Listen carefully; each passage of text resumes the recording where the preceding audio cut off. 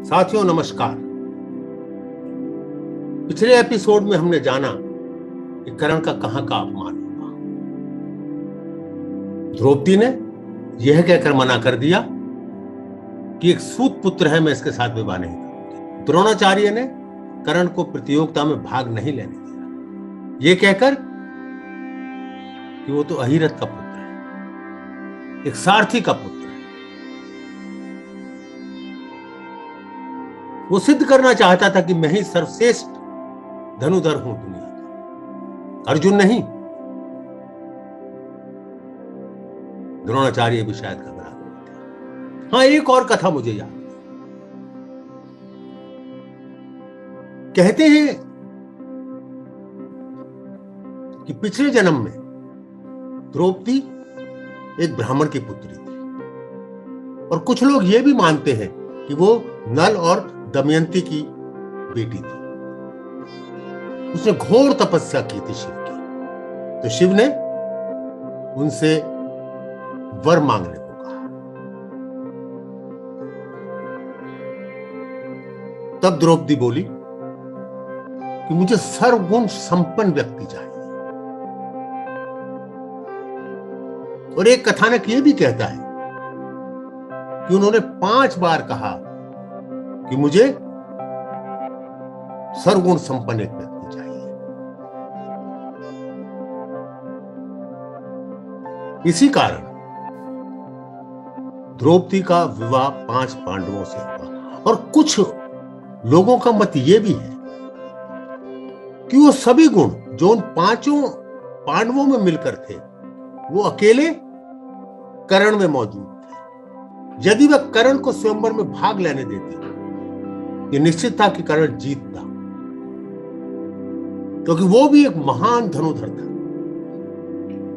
तब उसका विवाह केवल एक ही व्यक्ति से होता, और शायद महाभारत का युद्ध भी ना होता, क्योंकि कर्ण सर्वगुण संपन्न व्यक्ति था। जो 5 पांडवों में मिलकर गुण थे, वो अकेले कर्ण में मौजूद थे। परंतु ये नियति है, इतिहास तथ्यों पर जाता है, शायद पर नहीं जाता।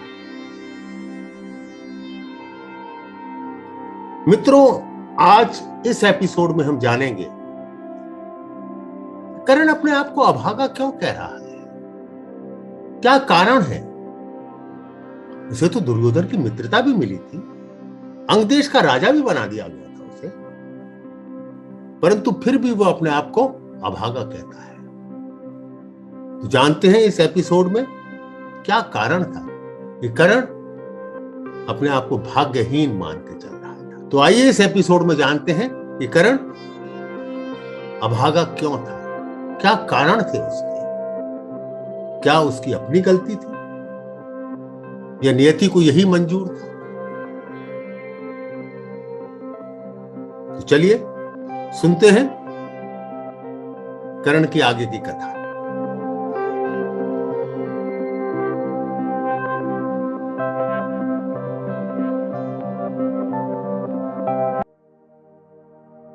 महाभारत के युद्ध की घोषणा हो चुकी थी, योद्धाओं की भुजाएं फड़क रही थी युद्ध में भाग लेने के लिए, अपना कौशल दिखाने के लिए। कर्ण भी उनमें से, और कर्ण को ऐसा मौका फिर नहीं मिलने वाला था। उसके लिए तो अवसर आया था कि जब वो अर्जुन से 2-2 हाथ कर सके और पूरे विश्व को बता सके कि सर्वश्रेष्ठ धनुधारी मैं हूं, अर्जुन नहीं। पर तभी उसको भीष्म पितामह के शिविर से आवाज आई। भीष्म पितामह कह रहे थे,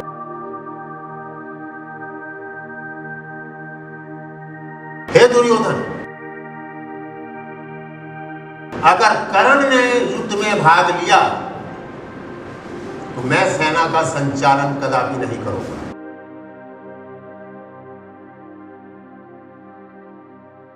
दुर्योधन ने बहुत याचना की, पर तुम भीष्म पिता ने मानने से इनकार कर दिया। बोले कि अगर तुम्हें मित्र का इतनी ही रक्षा करनी है तो तुम्हारा मित्र ही संचालन करेगा, मैं युद्ध में भाग नहीं। दुर्योधन विवश था। इतना बड़ा आघात किस लिए आखिरकार? क्या कसूर किया था कर्ण ने? सोचा मेरा पिता में, जो हम सबके पिता में है, सबके आदर के योग्य है, मैंने तो कभी उनका अनादर नहीं किया था, पर मेरे साथ ऐसा क्यों? कर्ण को यह बात कभी समझ में नहीं आई कि ऐसा अनादर उसके साथ।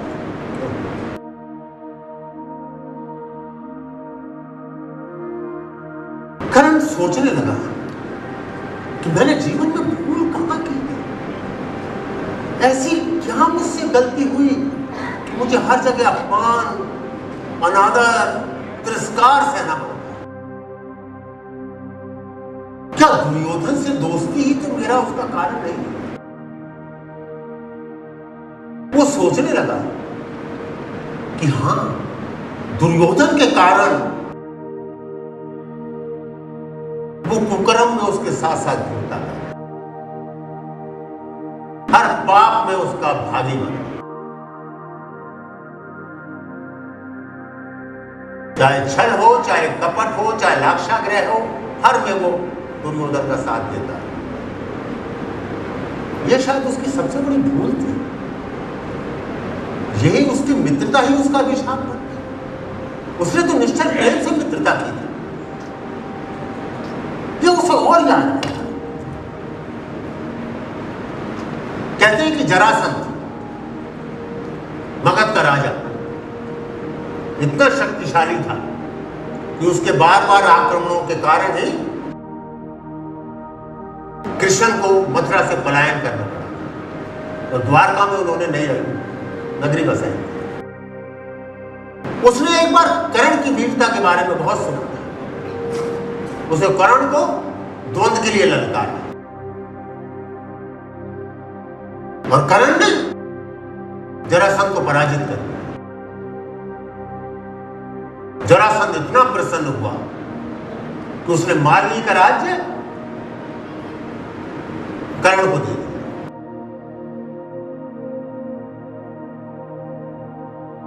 स्वाभिमान कब अभिमान में बदल गया, यह शायद कर्ण को भी ना पता। बड़ी पतली रेखा होती है स्वाभिमान और अभिमान की, तभी वो शायद उसकी जिंदगी की कैसी भूल थी। वो इतने अभिमान में आ गया, सिंहासन पर आरूढ़ होते ही उसने घोषणा कर दी कि मैं राधे पुत्र महारथी कर्ण ये प्रतिज्ञा करता हूं कि सूर्य उपासना के समय जो भी याचक मेरे द्वार आएगा वो खाली लौटकर कभी वापस नहीं जाए। ये प्रतिज्ञा तो शायद उसके अंत का कारण है। महाभारत के युद्ध से पहले इंद्र, क्योंकि इंद्र अर्जुन के पिता थे, इंद्र आए ब्राह्मण का वेश धारण करके और कर्ण से कहा कि अपने कवच कुंडल मुझे दे दो।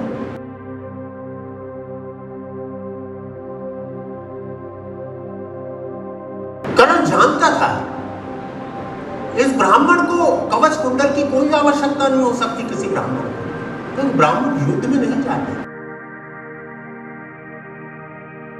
ब्राह्मण का कार्य शिक्षा देना, जागरूकता लाना, लोगों को प्रोत्साहन देना है। वो कवच कुंडल का क्या करेंगे?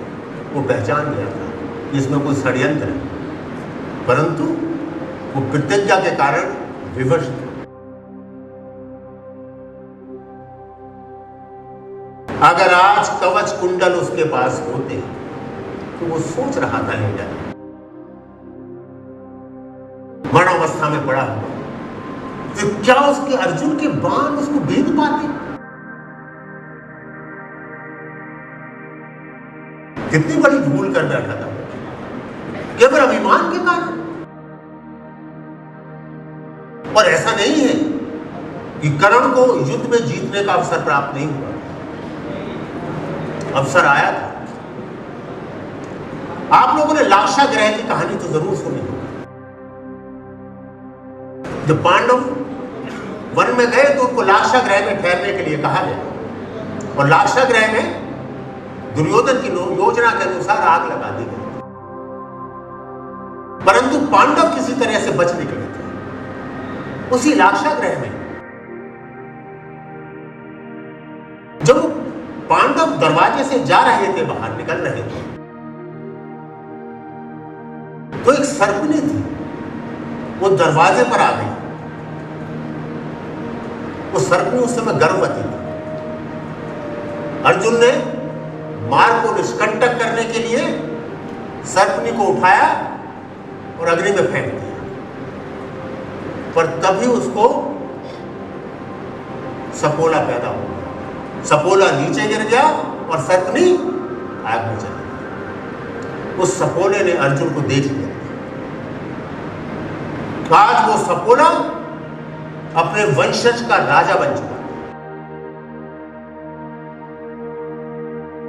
जब अर्जुन और कर्ण आमने सामने युद्ध कर रहे थे तो अचानक वो उसके तरकश में प्रकट हो गया। बोला,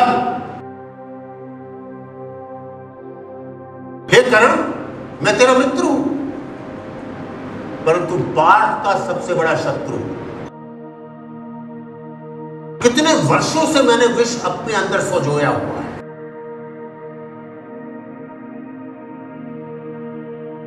मैं उस पार जा नहीं सकता क्योंकि बीच में आग लगी हुई।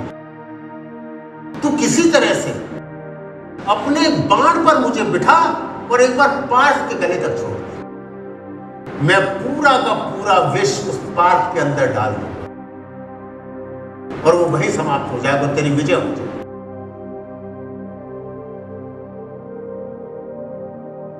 कर्ण हंसते कहते हैं कि राधे हंसकर बोले, राधे हंसकर बोला, एक कुटिल मुझे क्या कहता है? नर की जय का बल तो उसके बाजुओं में रहता है।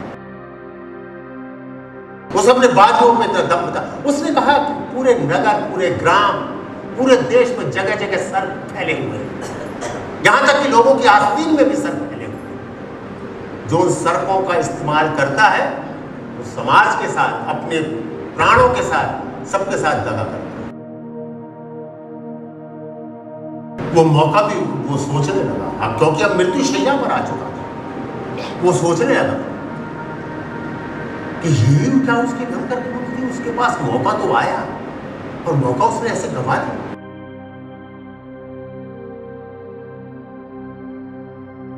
आप श्रोतागण जानते हैं कि इस तरह का मौका हमारे अपने इतिहास में पृथ्वीराज के पास भी आया। उसने मोहम्मद गौरी को, इतिहासकार कहते हैं, लोग मानते हैं कि 17 बार छोड़ दिया और एक मौका मोहम्मद गौरी को आया, उसने कोई क्षमा नहीं किया। साथियों, इस एपिसोड में हमने जाना कि कैसे भीष्म पिता ने उसे युद्ध में भाग नहीं लेने दिया। फिर उसने आत्म विश्लेषण भी आरंभ किया। उसने सोचा कि क्या उसका दंभ, क्या उसका अपना अभिमान, अपनी वीरता पर इतना घमंड उसके दुर्भाग्य का कारण बना? क्या दुर्योधन का हर यश अपयश में, पाप पुण्य में, पुण्य तो नहीं कह सकते हम, हर पाप में उसका भागीदारी बना केवल मित्रता के कारण?